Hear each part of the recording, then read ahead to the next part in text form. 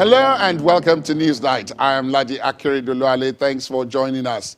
My guest today is appearing for the fourth time since the program was relaunched some 40 months ago, a testament to his continuing relevance almost 3 decades after leaving office.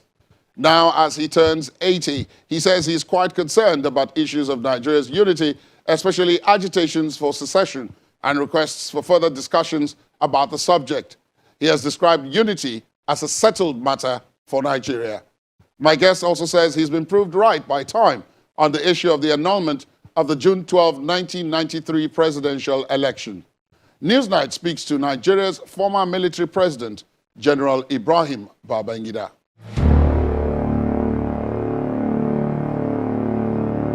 General, once again, it's lovely to see you. Lovely to see you too, Ladi.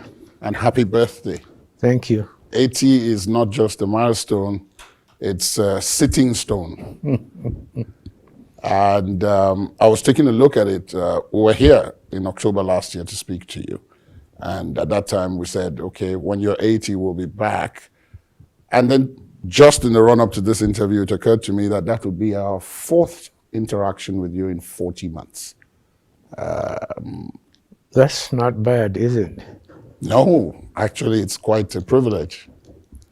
And we thank you for that. Thank you too. Why did you join the military at the time? Because you possibly could have done anything else, given what your records indicate. You could have been anything you wanted to be. Why did you choose the military? I was a product of political processing at that time.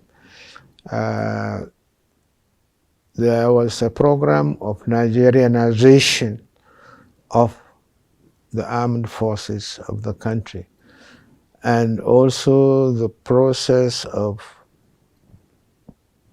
if I use that word, northernization, to make sure that people from this part of the country join the army. It's a political decision.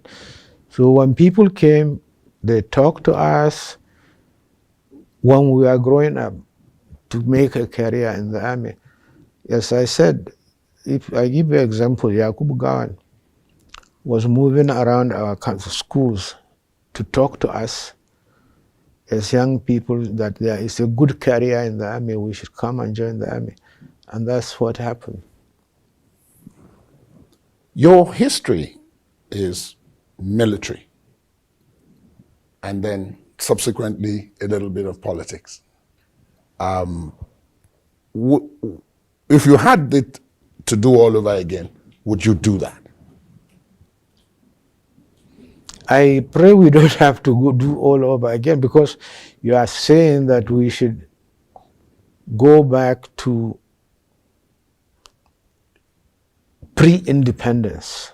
Well, I was talking about you personally, Your Excellency. I meant you. No.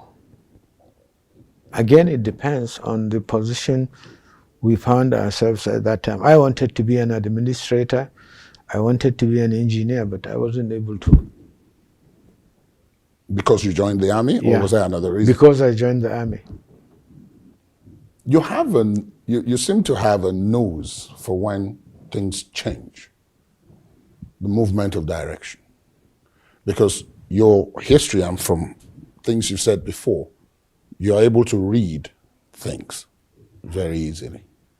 To read? Things very easily. Read atmosphere, the mood, and all of that. Because the history is that you've always been part of every successful change of government. What is it about that is you? I was fortunate to be in strategic places within the armed forces. I was also fortunate that there was a lot of confidence in me as a commander of troops at a very young age, lieutenants with 38 people, company commander with about 120, regimental commander with about 200, and so on, up to the army. It's just, but when I was also growing, I was in a very strategic unit of the Nigerian Armed Forces, where those are units that you definitely need them to participate in such ventures. Looking back today, do you sometimes laugh at that aspect of you? Which one? That is that you can see that the wind is blowing in a direction, and probably even before anybody else, you're able to see that. That's why you are a human being. You have to be very instinctive on some of these things. You can read a situation. I once told you guys in the media, and you took me on. I said, wherever I am, I try to dominate my own environment, which is part of my training anyway. The alpha male. The alpha male. There's this iconic picture of you getting into your official car, NA1, I believe, just after August 27th, 1985.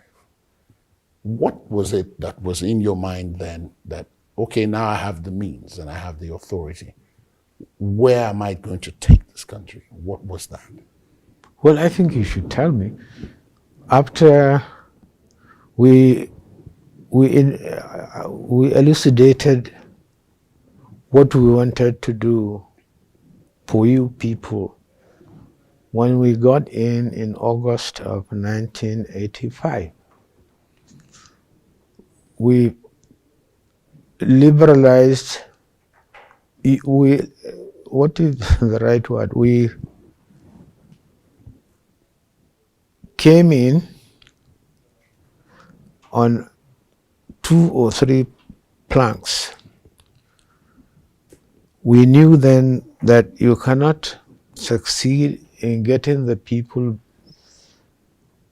We wanted to mobilize the Nigerians. They were bright people, they were good, and they could be obedient. So then the country has a lot of resources. So we need to mobilize the people with the resources that the country has and provide the people a leadership towards achieving, making the country a greater country. That is the first thing that came into our mind. How do we do it? Were some of the policies we put in place. We wanted full participation of the people. So anything that stifled them, the decrees, for example, that didn't give them the opportunity to talk and say anything, we said no, we change it. We abrogated that decree. And then control, we had control of the economy, or we ran a controlled economy. We knew that the people wanted to take this in their hands. We ran the politics, and we knew that for the country to succeed, you have got to mobilize the people to do it on their own. So those are the things we wanted to see done. And therefore we came out with a clear vision about the country, mobilizing the country, freeing the economy from government control, allowing the people to talk and say what they wanted to see, allow the people to decide on how they should be. Those are things that came to our mind, and I think I'm glad we did. There are those, of course, who have pointed to the fact that, yes, you did that, but you also kept, for example, Decree 2, which still gave you the authority. But it was not as restrictive or as more than Decree 4, is it? Decree 4, yes. Yeah. All the same, that decree that you talked about was still there when we allowed the media to become publicly owned, so that you could do more about talking. Otherwise, we wouldn't have allowed it to happen. We allowed private ownership of both print and electronic media. We now, thank God, you have got the latest one. What is it called? Online, social media. Social media. Thank God the people resisted it. Otherwise, it would have been killed. But the people resisted it. So you think it was good, or you think it is good, the social media? Yeah, it is good. It's still part of opening up, allowing Nigerians to talk and say what they want, allowing Nigerians to do their business even online and so on and so forth. In every conversation that I have with northern based on leaders from northern Nigeria, I want usually to bring up this. Northern Nigeria has held power for quite a long time. People from northern Nigeria. And yet, paradoxically, the stats about northern Nigeria are not too good. Out of school children, the level of poverty, and so on. What do you put that down to? What do you think is responsible for that? Are you talking about education now or something? Generally speaking, I mean, most of the stats, if you take out of school children, most of them are in the north.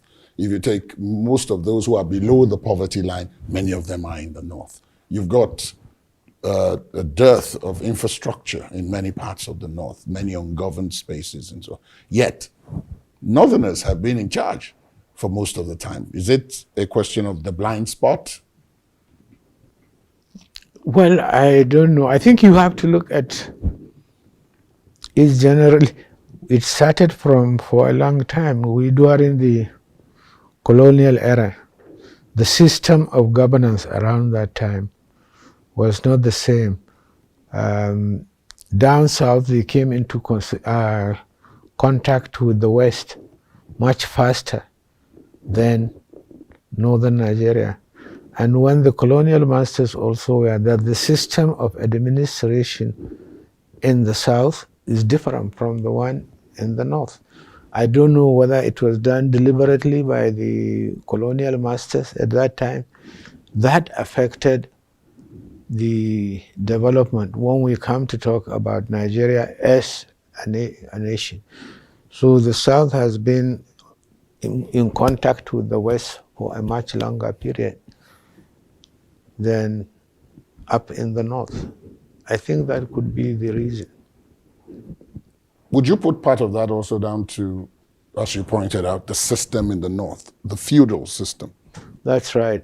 I wouldn't call it feudal. No, it's just the word I use. The indirect rule or something. Yeah, I think so.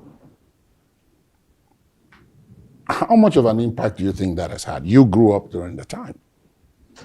I did, but I grew up when a lot of things were changing. People are becoming more informed, more involved, more politically conscious on a lot of things around us. We are now a country not called by names. We are Nigeria, not northern Nigeria, not southern Nigeria. But all the same, despite all that, the urge for political recognition by various groups that form up this country intensified around that period.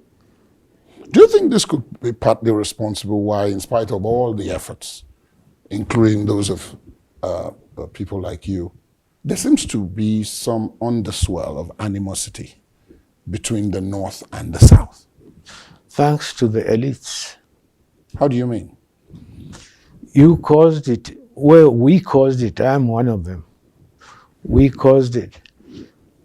There is what we talked about, the tyranny of the elites. We don't seem to agree that there are a lot of things that are settled, that we have no cause, we have no basis to talk about them. I'll give you few examples. I don't believe that it is right for Nigerians now to start talking about the unity of this country. I believe it's a settled issue. We all agreed we are going to be a united country. So nobody now should be talking about an enclave that he calls his own. The country we agreed back in before independence that we are going to be a federation, united country, and so on.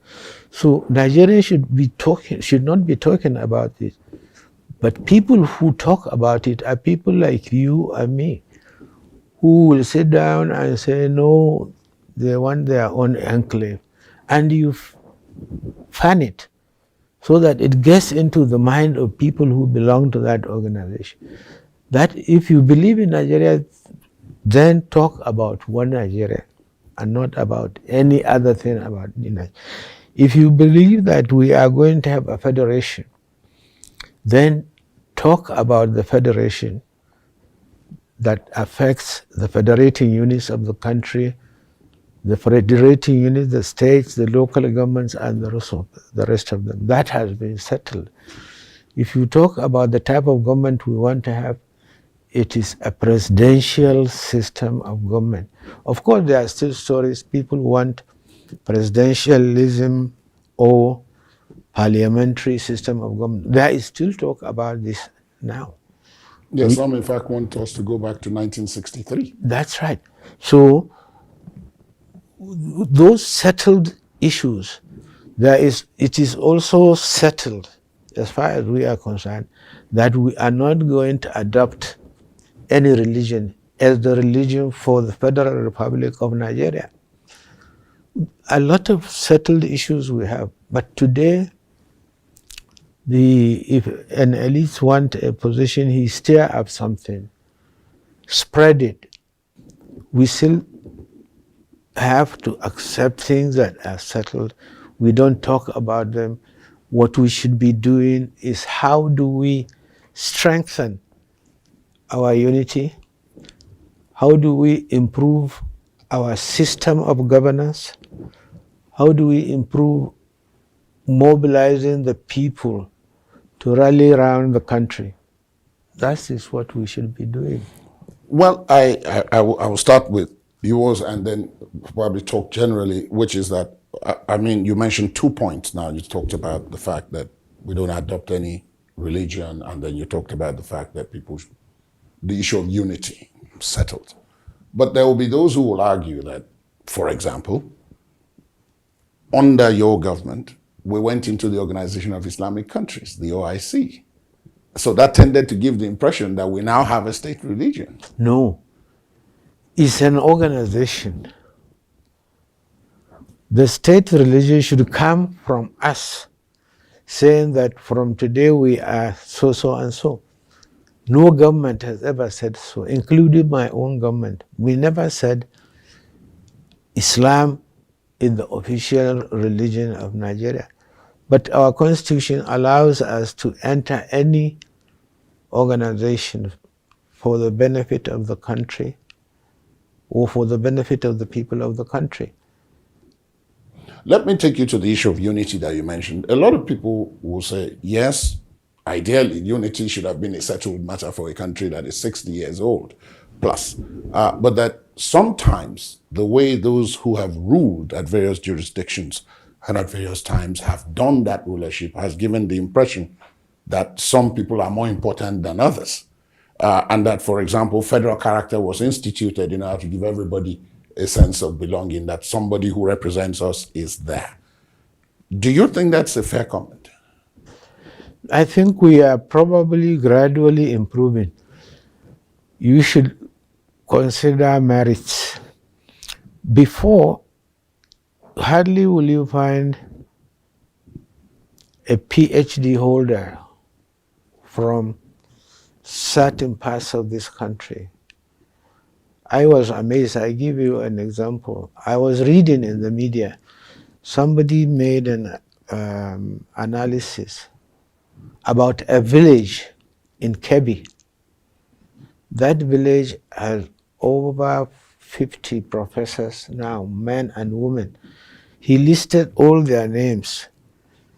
And surprisingly, I know the village, I know the people that he mentioned, and so a lot of them we went to school together and so on. This is something would have been unheard of in the 60s and maybe early 70s. So things are improving as far as I'm concerned. So you don't agree that some people have a right to feel left out? No, I keep on saying people who feel left out or people who engineer being left out are the elites. You've given the example before that at the base, people go everywhere and they interact and they go everywhere Right. without any problems.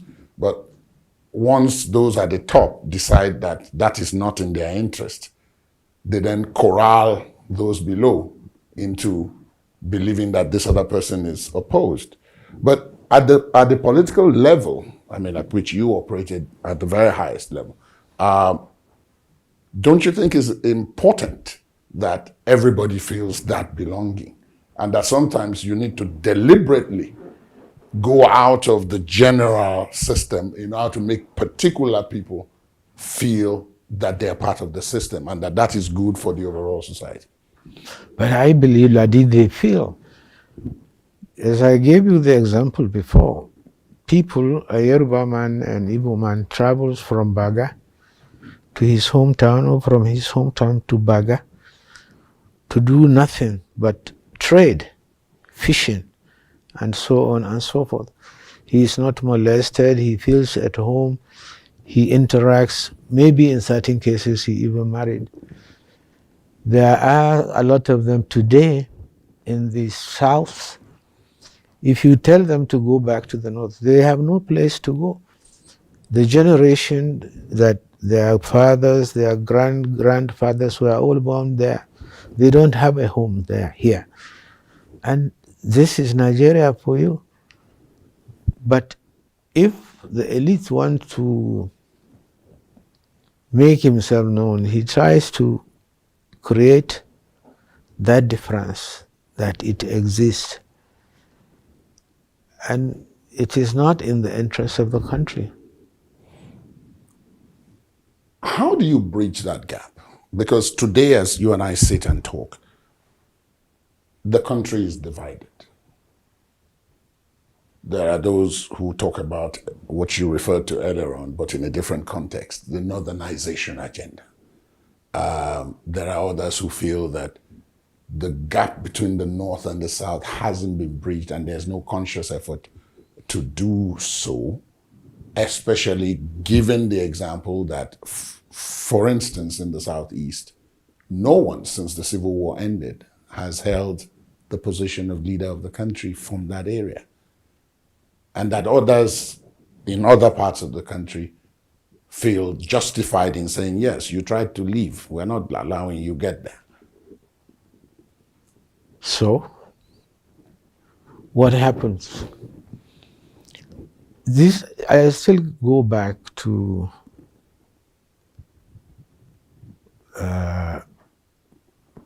the people and the leaders. I still go back to elite and the people. They are the people who agreed, as far as I'm concerned, and I will say it here again, I believe the Nigerians should decide who should lead them. And those who want to lead must be adjudged competent, efficient, knowledgeable enough, and recognized by the people. The people recognize them. And how do you get recognized by the people? I want to say that if you are a doctor and you want to go into politics, by all means you can. But people will judge you if medical profession knows you, Maybe you made a lot of contribution in the medical field. You made a lot of contribution in engineering. So your professional colleagues know you very well. That is the first step. That knowledge is what you are going to bring to bear on us, the country, the people. So we should know you. We should know you are competent. We should know you are good. And anybody, as long as you are a Nigerian, as I said before, once you meet up these requirements, by all means, you could be. But people who are interested, even those who want to compete, will try to use that factor of we have not done it before. We want to do it now. It's not. The country is much more than that.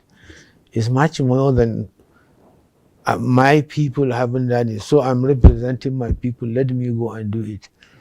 It's not. The country is too important for that too important to allow it to people who think parochially in this issue. Would you agree that there are no Nigerians in the sense today that you could say they are Rwandans? In the sense that in Rwanda, people are not identified by tribe, by law, especially in the aftermath of what happened in And you know who did that? One man, Kagame. One man. After that genocide thing. Now it's an offense to say that you are a Tutsi or what is the other tribe? Hutu. It's an offense. One man. The brain of one man. Because when people mention examples of societies or countries that are on the path to very major development, Rwanda is usually the first or the second example they give on the African continent. Absolutely. And this is the effort and the initiative of one person. Which takes me back to the strongman thing that I mentioned earlier on, Your Excellency. Yeah, but the people gave him the mandate. Yes, he does win elections. He conducts elections. And he sold this idea of being Rwandese to the people. They said, yes, this is the right thing to do. I argued earlier that because we fought a civil war in this country, in the process, people died. You could say over 1 million on both sides. Why did they fight? Why did they die? Why did they lose their hands? Why did they lose their feet? Why did they lose their eyes? Because they want to keep this country together. Maybe we need a law that will talk about Nigeria as a one nation. So anybody who thinks otherwise is out of step. The elephant in the room usually, whenever anybody talks, He breaks the glasses, right? talks about or talks to you, is this issue of June 12. And I want to give a little background in the sense that in the lead up to June 12, two parties were created. Nigerians bought into it. Option A4 was adopted. Nigerians bought into it. Two persons emerged from a process to be candidates. Nigerians bought. You asked them. You stood against the attempt to prevent them from voting at that time. So they were able to vote. All those who spoke about it said it was good. Because the ordinary man likes it. He wants to know who is going to lead him. He wants to know who is going to represent him. And if I want to be elected, I have to present myself to you to say, look, this is what you need. I can represent you to get this because I have done A, B, C, D. either for the society or for any other organization, your professional bodies and the rest of them. And I'm glad they liked it. But what we did was simple.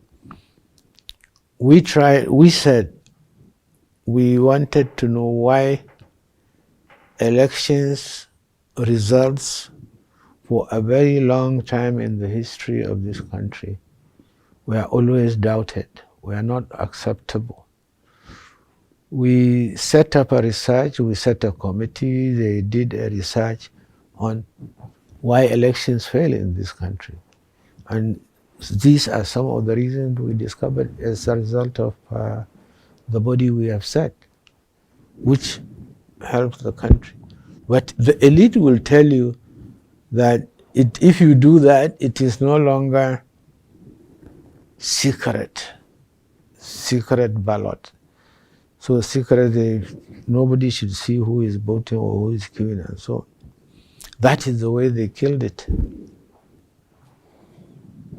But General, how tough was it for you when you put all that on the line, and yet you then had to take the decision to cancel it? I think when you realize that decisions have to be made or decisions have to be taken, it may not be the right decision. It could be a wrong decision. But as I told you earlier, that it's always better to take a decision, even if it is a wrong decision. A decision should be taken, which one, as a leader, you considered is the best interest of the people. The rest you leave it for history. Because there is something that history will look at and say, okay, he has a basis for taking that decision. I would rather be adjudged that I have a basis for taking all the decisions I have than not taking decisions that goes contrary to my own decision. How painful was it for you personally, having put everything on the line?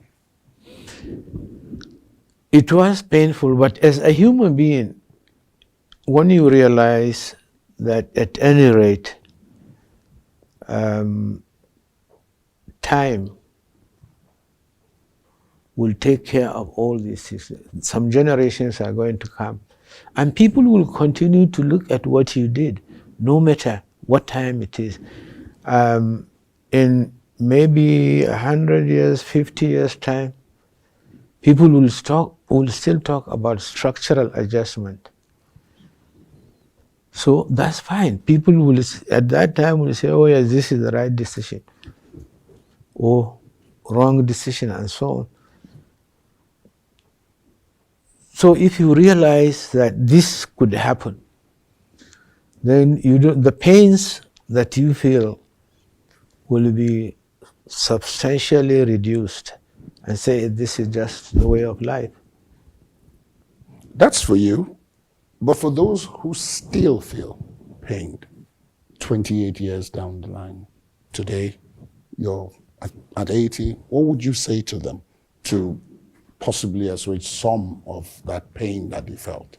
Maybe I try to find out more about them individually, why they should think that way. But do you think that by now we still ought to be discussing June 12? My straight answer to you is no. We should live above that now. Perhaps what people are looking for is some form of closure. So, General, maybe you could use this opportunity to explain what it was that led you to take that decision. And I know what you in the media are going to put across. Try me, General. No. People will see this interview. And people will come out with an opinion about the interview. IBB apologize or regrets or something like that.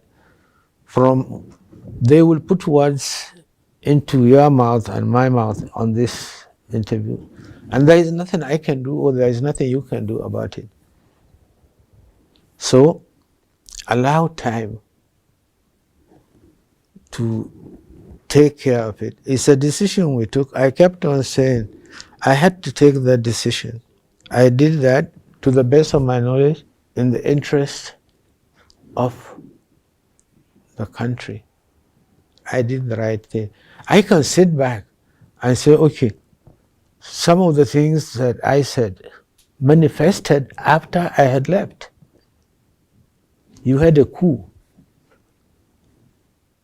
And that coup lasted for 5 years, right?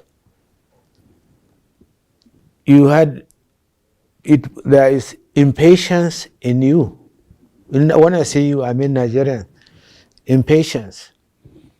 I drew up a program for you to have an election in 5 to 6 months after the interim government, right?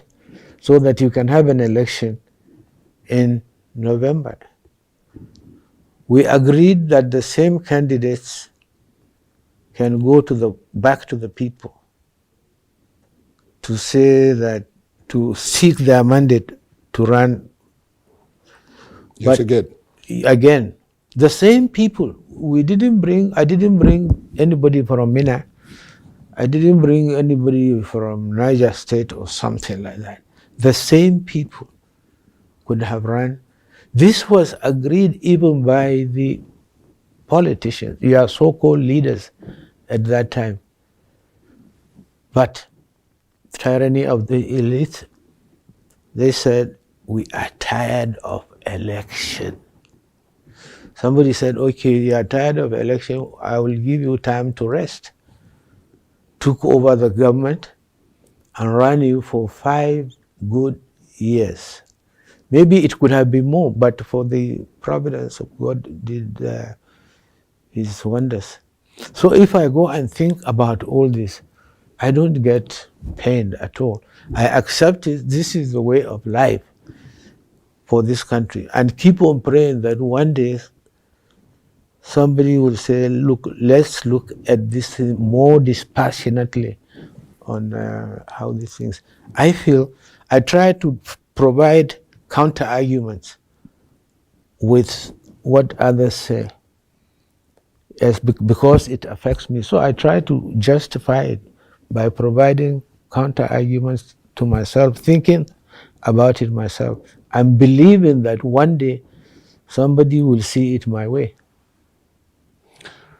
One thing that people, of course, see your way, and which is very positive, was your role, and I think that would probably be when you came to national attention, the role you played in stopping the coup by Lieutenant Colonel Bukar Sukar Dimka, who incidentally was your friend. He was my friend.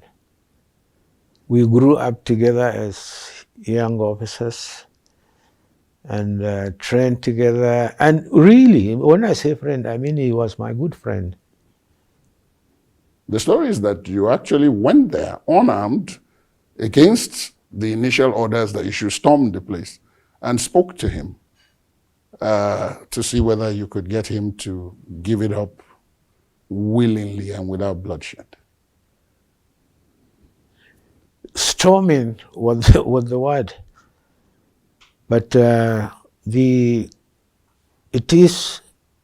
are consequences to storming the place.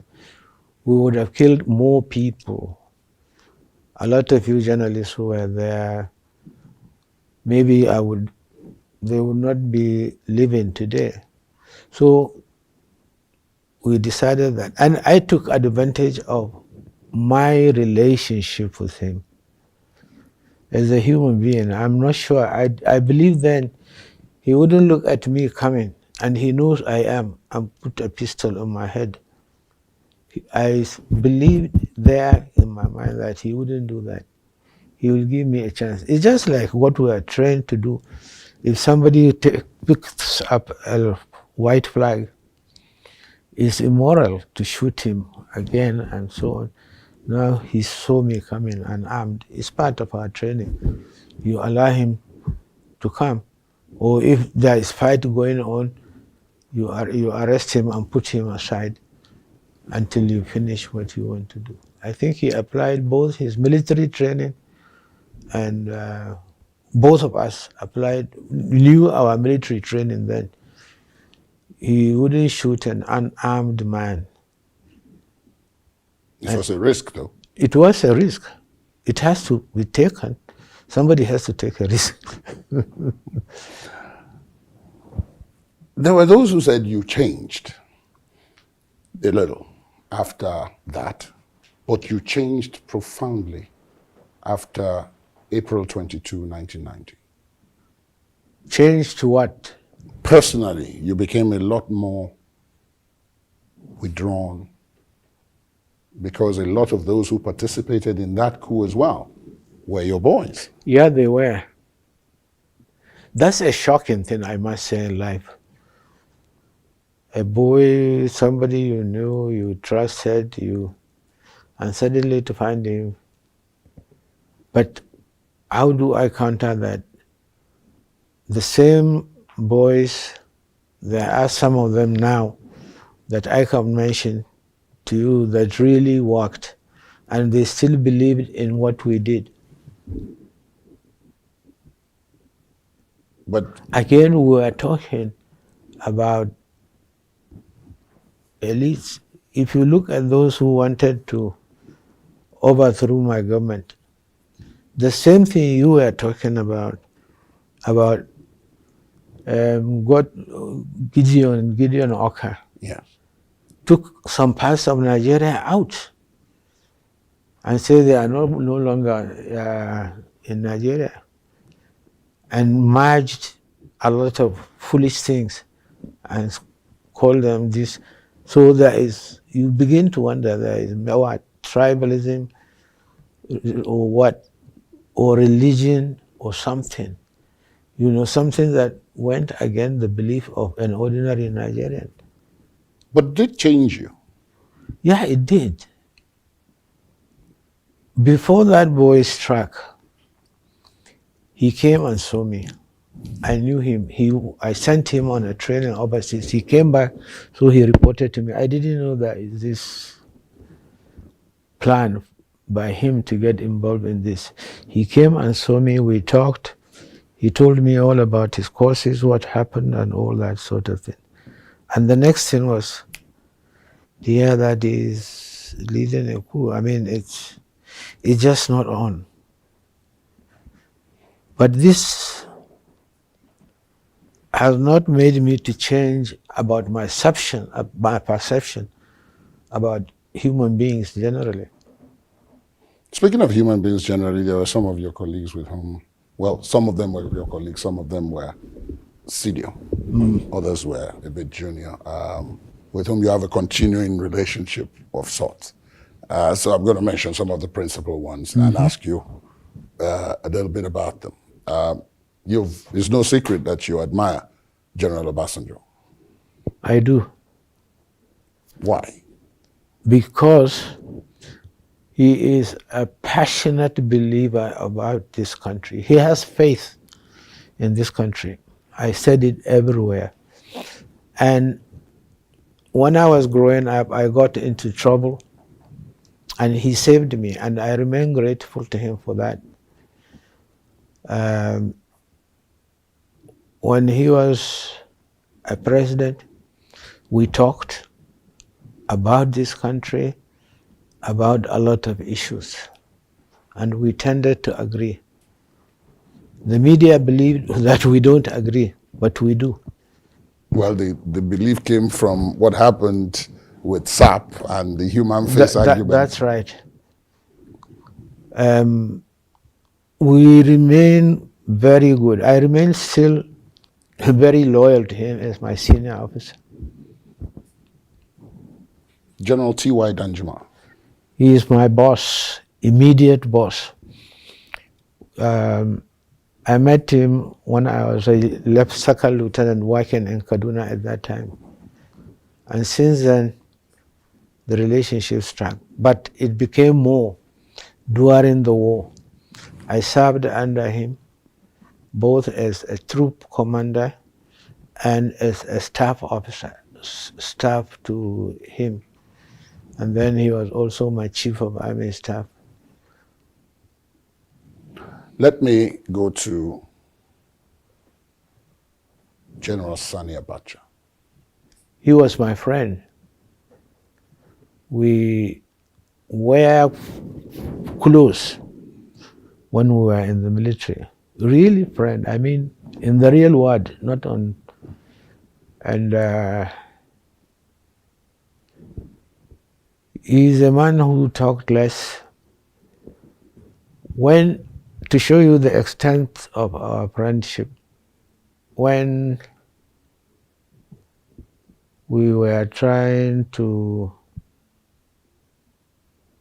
stage a change of government, a lot of people felt he was very vital, to which is true. Then they said the only person who could draw him in was me because of my relationship with him. I went to him, I asked him to come and see me because I was his chief of army staff, even though we are. So he came, we talked about it, and he joined the conspiracy. And that's why we held his part of the division. He was commanding 2nd Division of the Nigerian Army in Ibadan. And that shows you that we were quite close. If I could get him involved in a coup which could have been dangerous, and if it was not successful, he could have been dead. We could all have been dead. But he risked it and came along. People said he believed that he should have been head of state after you. Hence the nickname Khalifa. Look, that idea was there when we were there as in the same. I used to tease him that, look, I can give you this seat. One day there was an argument. Promotion. I promoted him to the same rank that I have because he was my course mate from day one. Some of my colleagues argued, why did you have to do it? You are the boss. You shouldn't have somebody of the same rank. So I said there is a difference. In my car, there is the Coat of arms? Coat of arms on both sides. On Abacha's car, there are 4 stars. So there is difference. Did you remain friendly even after he became head of state and you came home? Yeah. We talked, we greeted each other. There was no time at which you felt he might have felt threatened that your being around was somehow harmful to him? No, he was being fed with that feeling by others, especially in the armed forces. They feed him with that perception. But thanks to God, he resisted this. General Babangida, it's been a pleasure and a privilege to speak with you on this occasion. Thank you, Ladi. Happy 80th birthday and many, many more to come. Thank you. That's Newsnight. Thanks for watching. Do let us know what you think of this conversation and much more. Our social media handles are on your screen. You can also listen to this and previous episodes of the program via our podcast. Please visit our website, channelstv.com/podcast. I'm Ladi Akiriduluale. Goodbye.